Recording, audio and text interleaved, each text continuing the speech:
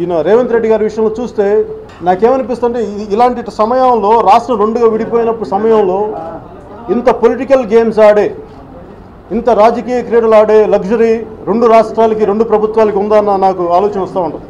ఇంకో ముఖ్యమైనది ఏంటంటే phone tapping case. Phone tapping అనేది నిజానికి దాన్ని చాలా సీరియస్గా తీసుకోవాల్సిన విషయం. అదేనంటే ఈ రోజున ప్రతి ఒక్కళ్ళకి ఈ పొలిటికల్ గేమ్స్లో ప్రజా అవసరాలు మీరు ప్రజా సమస్యలను తీర్చాల్సిన వాళ్ళు ఈ పొలిటికల్ గేమ్స్కి అలవాటు పడిపోయి ఫోన్ ట్యాపింగ్స్ కానీ అలాగే సీక్రెట్గా మీరు తీస్తూ ఉంటే మీరు ప్రజలకు ఎప్పుడు చేస్తారు, ప్రజా సమస్యలను ఎప్పుడు తీరుస్తారు?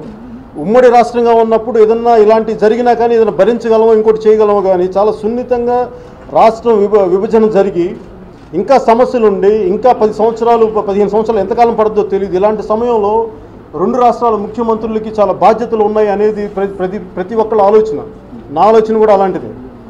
అందుకని ఫోన్ ట్యాపింగ్ విషయంలో ఒక్కటి మటుకు ఏంటంటే మీరు ఇలా చేసుకుంటూ వెళ్ళిపోతే, ఉదాహరణకి రేవంత్ రెడ్డి గారి విషయం తీసుకుంటే ఆయన వాళ్ళు చేసింది చూస్తే దాని ముందు వెనక కొంతమంది టీడీపీ